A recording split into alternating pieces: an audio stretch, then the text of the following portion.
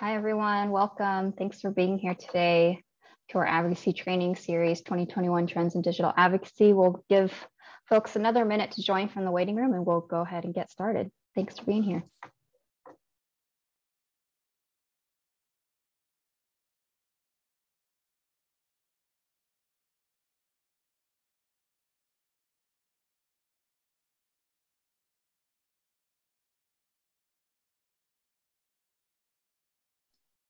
All right, let's go ahead and get started today. Hi, everyone. My name is Yui Iwase. I'm Associate Advocacy Analyst with Voices for Healthy Kids, and I'll be getting us started for the 2021 Trends in Digital Advocacy. I'm going to go ahead and go through a few housekeeping meeting expectations. And so this meeting is being recorded, and the recording will be emailed to participants with any slides or other materials within a week. We'll be taking questions in the chat today, so please feel free to put questions in the chat to everyone or chat me privately. You'll find me in the dropdown at Yui. We will try to address all questions before the training concludes. If you need technical support for the meeting today, please chat tech support from the pull-down menu. And we ask that in the large session, all attendees mute their microphones unless called upon to participate. Being on camera is optional. We do have closed captioning available during this meeting. You can turn on that service in the menu bar. The recording will also be sent with captions. We very much value your feedback, so we will have a short evaluation for you to fill out at the end of this webinar. We ask that all participants have respect and allow grace for one another today. Please experience this training how you learn best and let me know if there's anything I need to know. So we'll go ahead and get started with our 2021 Trends in Digital Advocacy training today. The digital communications landscape is ever changing and it can be challenging to keep up. In this session, Alexis Glears from Burness Communications will share the latest trends in digital communications. Participants will leave knowing more about new social media platform features, the latest research and polling on social media use in the United States, accessibility and social media best practices, and more. So with that, I'm going to pass it off to Alexis. Thank you so much, Yui. Hello, everyone. Thank you for joining us today. I'm so excited to present some new digital trends and just some learnings as you are creating new strategies for the remaining half of 2021. It's kind of crazy to think that it's only halfway through. So I'm going to share my screen and walk through a couple of slides with you. And let's get started. So before we dive in, I have a question for those on the call today. You can drop your answer to the chat, to the question in the chat. But I was just wondering if anyone on the call has tried anything new. If this could be an idea, a tactic, a new channel you've tried on your digital channels this year.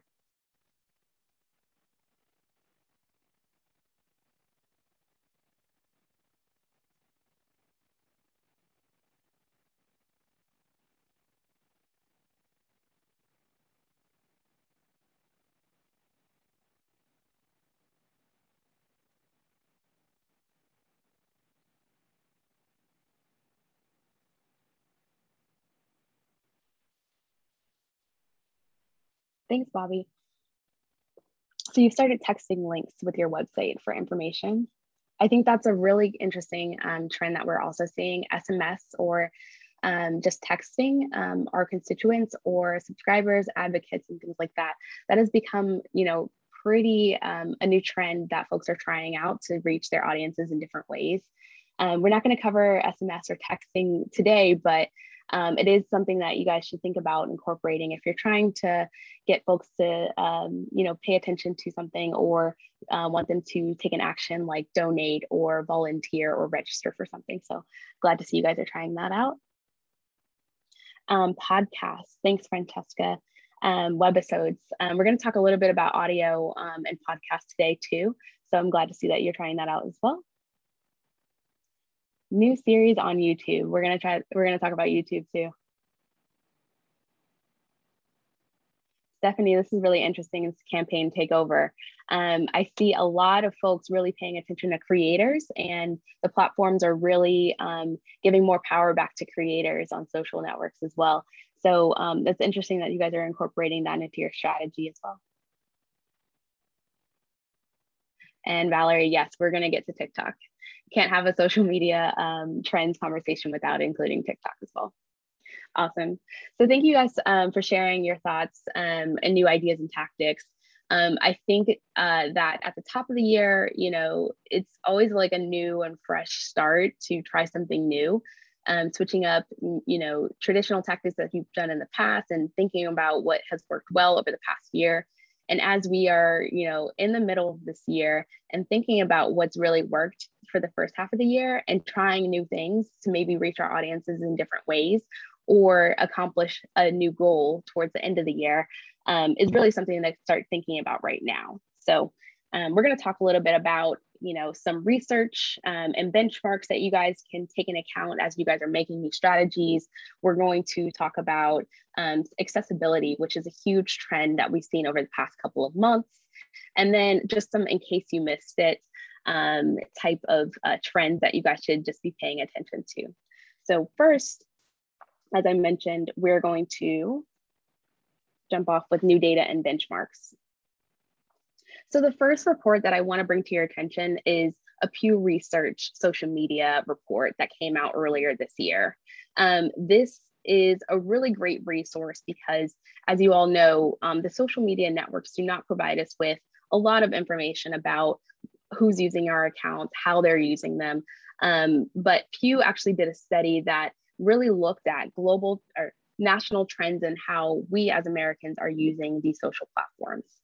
So the first finding that I wanted to point out was that Reddit and YouTube had significant growth. I know that someone was trying out some experimental videos on YouTube, so this is actually good to see.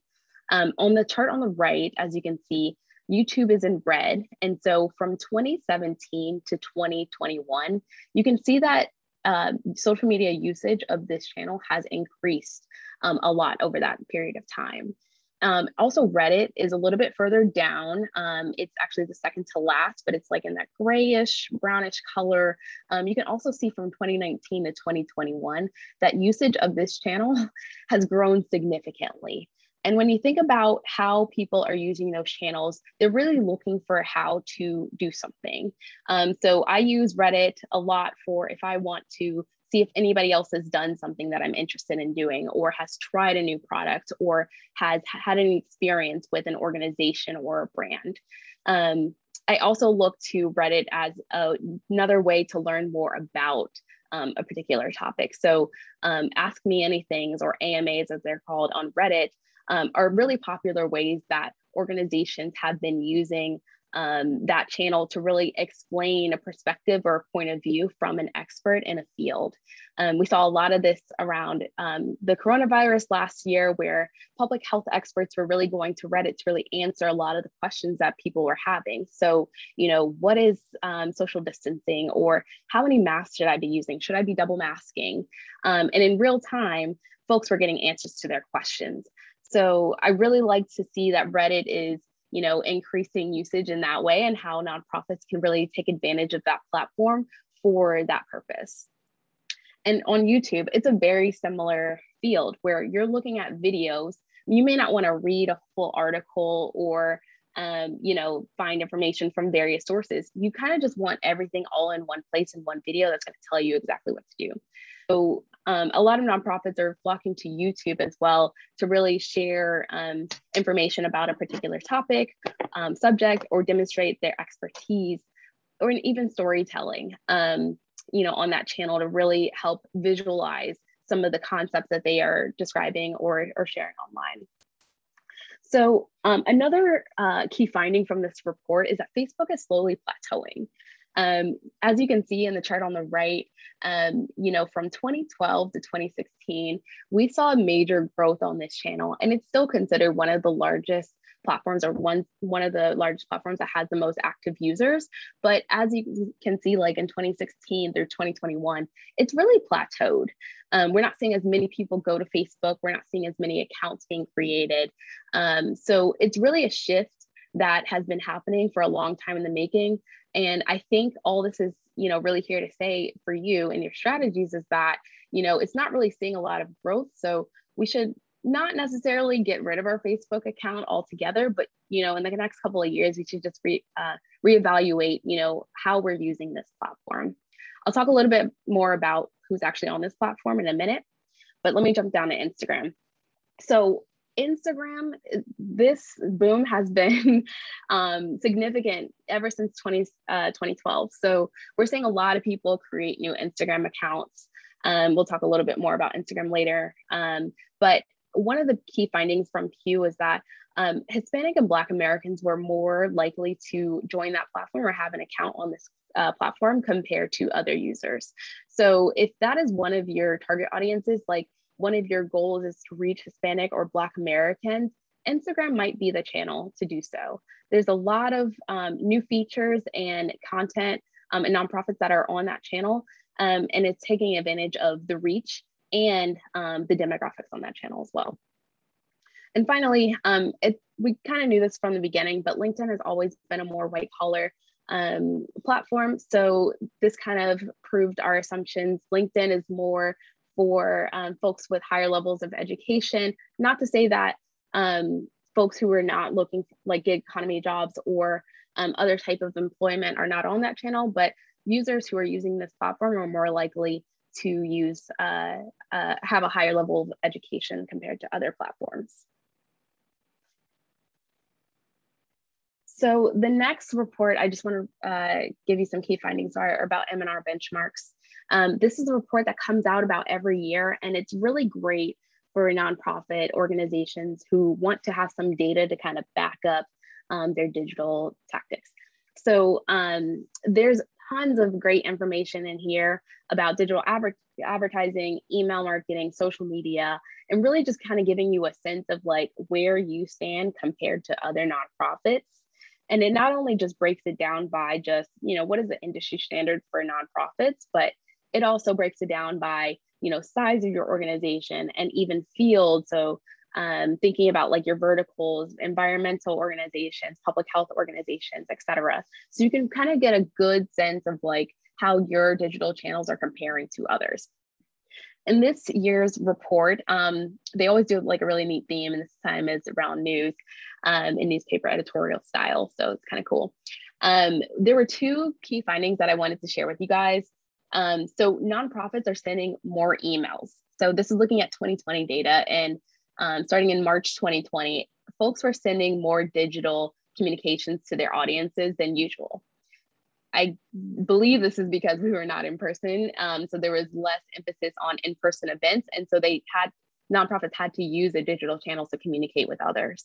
So on average, nonprofits were sending 5 emails per month to their subscribers.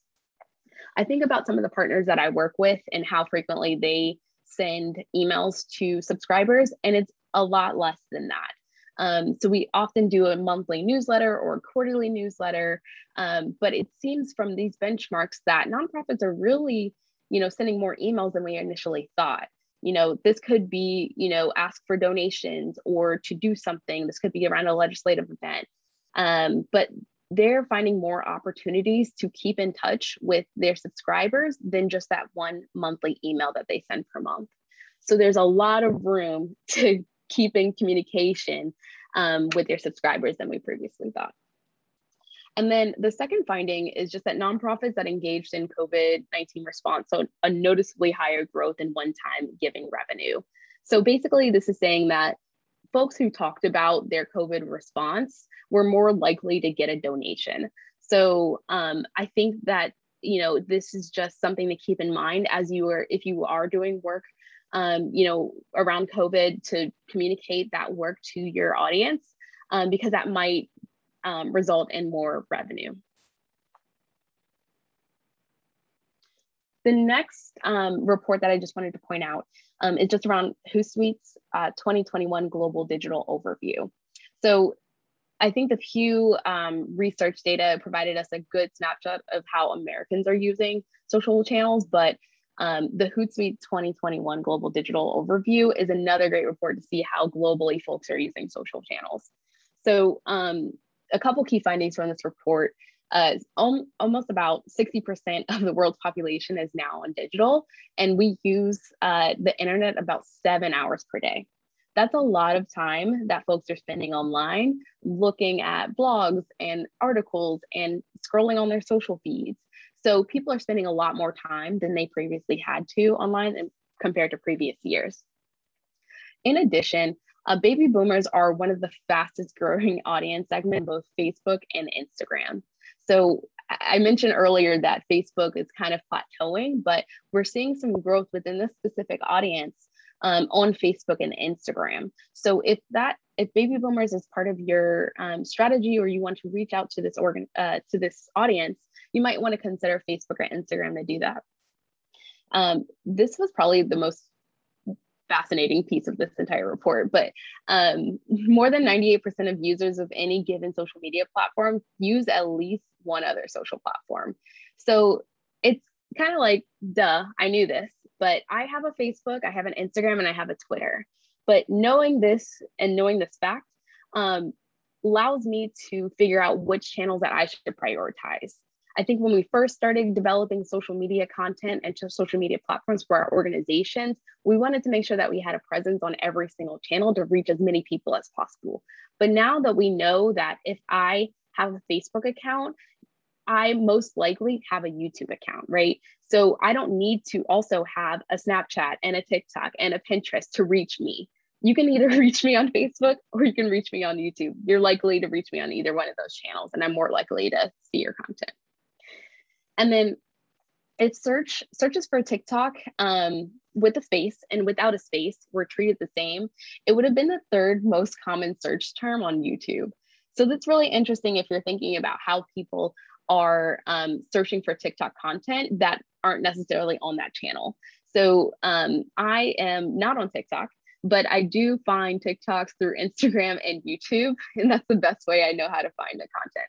I just don't feel comfortable downloading the platform at this point. There's a lot of data privacy issues with the platform. So I'd rather kind of just wait it out and see where that nets out. But I do enjoy that content. So I'm going to search for it or find it in my Instagram feed.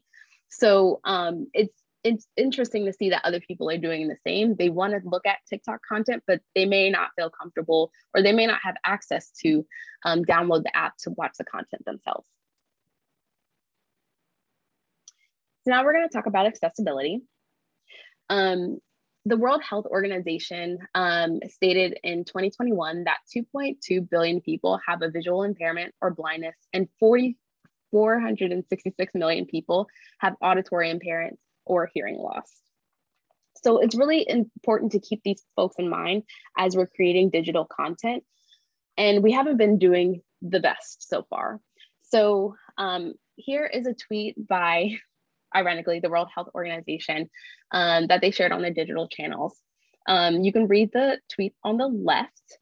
And if you are someone with an auditory impairment or visual disability, you might use something like a screen reader to actually scroll through Twitter or experience social media in a way that they're not able to otherwise. So if this tweet was read by a screen reader, it would sound a little bit like this.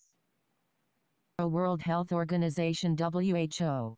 At WHO, large inequalities in access to water, sanitation and hygiene continue to persist. Red exclamation mark. At least 2 billion people rely on water droplet supplies that are unsafe. Red exclamation mark. 673 million people still smiling pile of poo in the open. Red exclamation mark. An estimated 3 billion people have no access to basic raised hand with medium skin tone with fingers splayed soap facilities. Hashtag world. So you guys get the point. There, the screen reader is reading everything in the tweet, including the handle, the organization's name, and any of these emojis that are used throughout the tweet. But there are some issues with that. As you guys heard with smiling pile of poo, they didn't take into account how the emoji is actually transcribed, or the actual name for the emojis as they were inputting those into the post. So it reads a little bit differently than what they were anticipating as people were actually looking at the post. World Health Organization. So to keep your content accessible, I have a couple of tips. So when you're using emojis, just make sure that you're using them in moderation and avoid using them as bullet points, as you saw like in the WHO example. Make sure that they are either put at the end of content, if that makes sense, and double check the descriptions on emojipedia.com. I often do this just because I want to make sure that the emojis that I'm using are conveying the same meaning that I intend them to use. So just double checking those meanings are also really important. Using hashtags. So we want to make sure that, best practice is to use them 1 to 3 in your social media posts, and make them in camel case. So camel case is just making sure that the first letter of each word is capitalized, so that when a screen reader is reading that hashtag, it knows where the word stops and where it ends, so that folks who are using the screen reader understands your hashtag in the correct sense. You also want to place them at the end of the tweets when possible, because it can be a little bit disruptive when they're placed in the middle of the sentence. So if you want the sentence read out correctly, just make sure that you put them at the end. Images. So alternative text has been a really important thing that we're seeing, not just on social media, but also within emails and websites as well. So adding alternative text or just a short description of an image really helps that screen reader provide a description for the folks who are not able to look at the image, but the context that they need to get sense of your content. So in the example on the right, this is a photo of a really cute puppy. And the alt text here is small brown and black puppy with floppy ears, wears a red collar, and sits on a white carpet. So it's really providing a description of the image to the best of their ability, in a very short and concise way. They don't need to be super long or super drawn out, just provides the context in a very quick way. And for videos, we're going to talk a little bit about this in Instagram and some other social platforms, but adding closed captions for videos with dialogue is immensely helpful. And let's just try to avoid any type of flashing lights or strobe effects, so that folks who have issues with those do not are able to view your content as well. So I have been following a lot of accessibility folks on Twitter and Facebook and things. And one woman by the name of Alexa Heinrich is amazing. She actually came to speak to our team about accessibility on a couple of months ago. And she provided us with a checklist that I will share with you guys after this presentation about things you should just keep in mind when you're creating social content. There are a lot of things on this list, and I myself forget to do some of these. So having this checklist is really helpful to keep in mind as you're developing social content. And it does take a little bit of extra effort to do some of these things, like the alternative text or the alt text, just replacing your emojis or your hashtags at the end. But it really does make all the difference in making sure that all of your users who are following you are able to, view your content. So the accessibility content can also be found at this bit.ly link as well. All right, so I'm going to wrap up with a few things in case you missed it. These are just trends or news that have come out over the past week or so that you guys should be aware of. So the first is going back to accessibility, right? Instagram's new caption stickers for stories and posts. So Instagram is really trying to be mindful about accessibility, and it's rolling out several new features to really help people be aware of these things and do them. They're making it very easy by adding another sticker to your story that does open captions, which are, not closed captions. They're not pre-written. They're just taking whatever you say. It's generated by AI into the best captions that it can, so that folks can read whatever content that you are putting in your videos. And then they're also going to be rolling this off or out, not only in stories, but in reels and other posts as well. So just something to keep in mind. A couple of weeks ago, the CEO of Instagram also put out some updates about its platform and where they're headed over the next couple of years. So I don't know if you guys remember, but at the top of the year, I just remember a lot of creators and influencers sharing posts that really talked about how Instagram prioritized certain engagements on their platform. So there is a lot of make sure you save this post or make sure you share this post with folks because that weighs more heavily on the algorithm. But none of that is true according to Instagram. There really is no one algorithm per se. It's really kind of like a custom thing that they share with you for your specific account. So they use a variety of what they call signals to show us what we want to see or what they think they want us to see. And those are really based off of information about, that specific post, reel or story, the information about the person who posted it. Do they have like a high reach? Have you interacted with that person in the past? Your activities. So have you liked a lot of the similar content? And then like your history of interacting with someone who you follow or the person that posted that post. So they kind of like debunked a lot of the myths that we thought we knew about Instagram's quote unquote algorithm.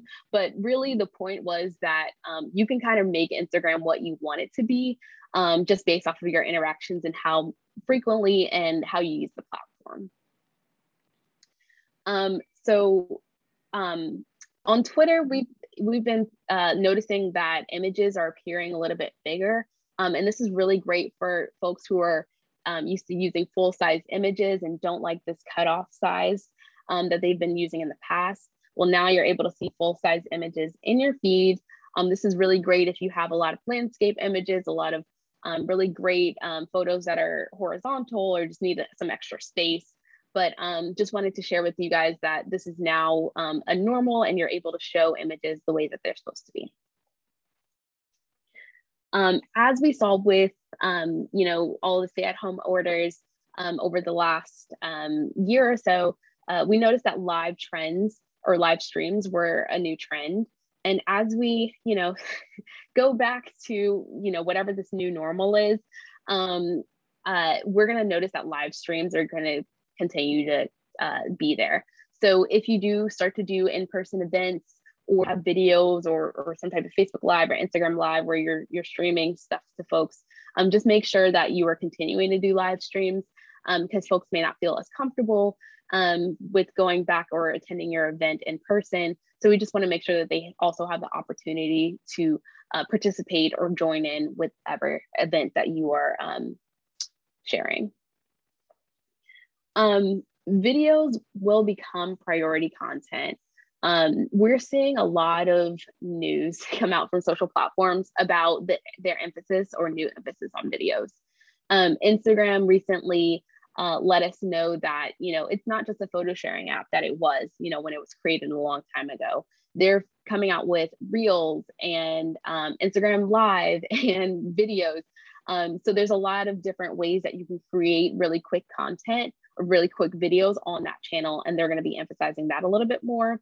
And then as we start to see like how people start to use social media platforms, I think other networks will emphasize videos as well. Just last week, Facebook announced that more than I think of half of people who use Facebook are watching videos. So I think they're going to also start to shift in prioritizing videos as great quality content because that's what people are currently using that platform for. And then also, we can't forget about TikTok and other video sharing apps. So as TikTok and others become more popular, we're seeing that folks want this kind of content, really short videos or up to 2 minutes long where they're getting funny content or they're getting informative content. So I think it's just helpful to keep in mind that videos should be part of your strategy in some sort of way in the future. I don't think you need to prioritize super long film style videos unless that's, your bread and butter. But if there are ways that you can incorporate very short videos, like even stories or, content that you're getting from your audiences that you're turning around and posting on your channels, I think it'll be helpful over the next couple of months to just start considering that. Audio has also been a very big component of digital. So Clubhouse was a major thing back, at the end of 2020. Folks were trying to figure out how to get on it, how to start rooms, how could we convert, our, in-person events, our webinars, our panels, into a Clubhouse, room. And so I think other social platforms have taken notice as well. Facebook has a feature that's going to be coming out. Twitter has one as well. So we're going to start to see audio and podcasts as another way that people are sharing content. I like to think about this, it's kind of like you're producing a webinar or you're producing a video, but it's less, it's just audio. So it takes a little bit of the burden off of folks to, either be on camera or, and share a little bit more freely about, whatever it is that they're talking about. So I'm excited to see how audio will shift, in the future, but just wanted to share that with you guys for consideration as well. And TikTok. So I think that more and more folks are getting a little bit more comfortable with TikTok and, establishing presences on TikTok. I think when we think about TikTok, we think about, creators who are creating dances or doing challenges about, random music trends and cultural trends. But we've seen a lot of nonprofits kind of go to the platform to reach these younger audiences with information that might be helpful. So the CDC Foundation created an account to reach younger audiences about guidance around the coronavirus. And I think that they're trying out new ways to reach them using kind of like the same trends and styles that you would see on TikTok, but it also encourages folks to donate and learn more about whatever initiatives that they're sharing as well. So I just wanted to share one example from them.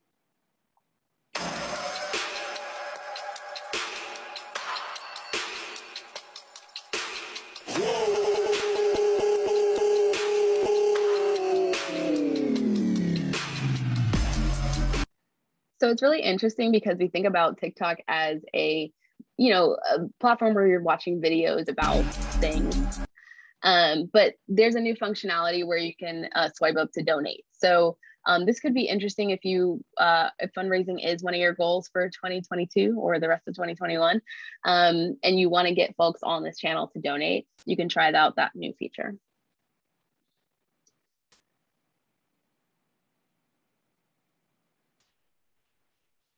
Awesome. So didn't want to play that again.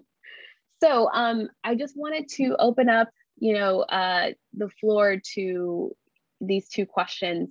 Are there any additional trends that you guys have noticed over the next, that you should actually pay attention to over the next year? Or, just thinking about some of the trends that I shared today, are there any that you feel like you can incorporate, over the next couple of weeks or months into your digital strategy? I can also take questions at this time too.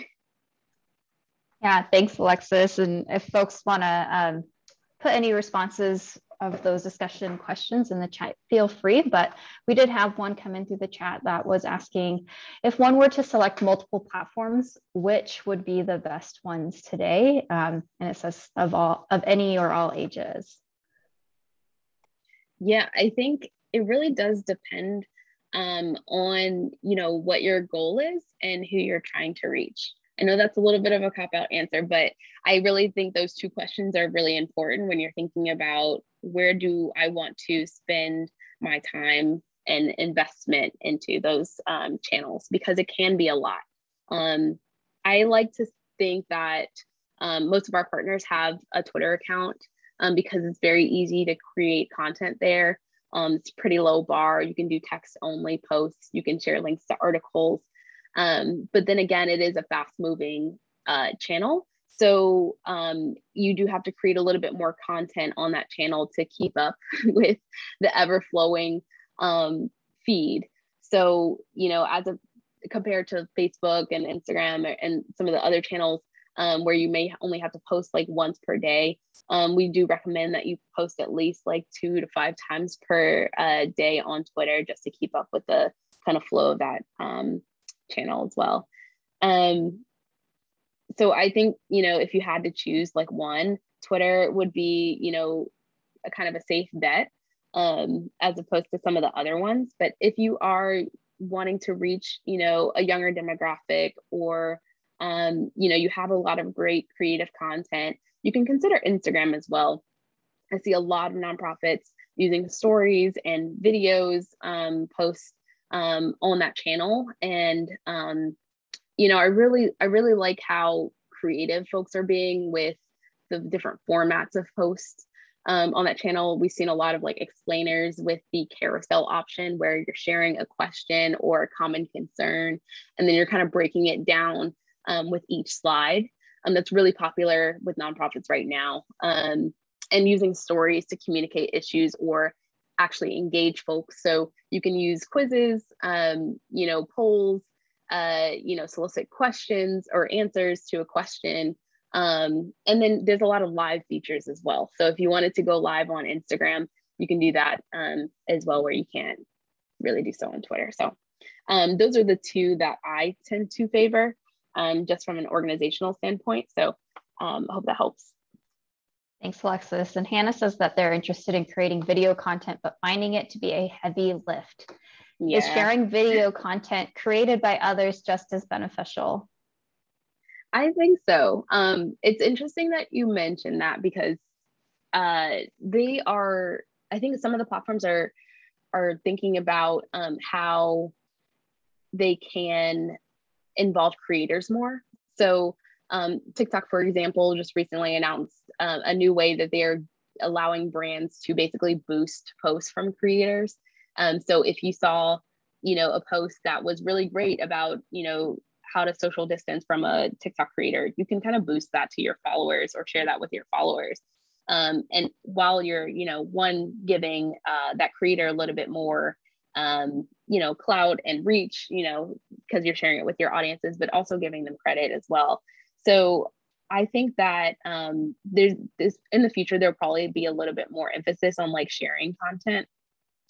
But in terms of like creating content yourself, I fully understand that challenge. It takes a lot of work to create videos, from, you know, making sure that you're creating the right content, deciding on what content needs to be created, what visual should I use, what music should I use. But I like to think about how can we start off small and try like not just a full-blown video that's, you know, full production type thing, but how can I incorporate video in small ways? Like GIFs, for example, are technically a form of video. So how can I create like 3 to 5 second maybe GIFs that can help, you know, answer a question or provide more context about a topic for folks? That's not as heavy as a list of creating like a, you know, a 1 to 2 minute production. So starting off small might be helpful for your audience or for you, as you start to think about like, okay, what are the more expansive videos or the long form videos that I can create? Thanks, Alexis. It seems like we don't have any more questions in the chat. So we will be sharing resources in the recording within a week. So please be looking out for that. I'm going to have a few wrap up slides if I can pull them up. There we go. All right. So our next advocacy training series is going to be next Wednesday. I'm going to drop the registration link here. So please go ahead and register for the next one. We're going to have some great panel discussions with past grantees or current grantees of Voices for Healthy Kids. And then, of course, to help guide our trainings and garner funding to support these trainings for campaigns all over the country, we need your help to evaluate how we're doing. And so please complete our survey. I just dropped it in the link here. And thank you so much, everybody. We appreciate your time and hope you have a great rest of your day.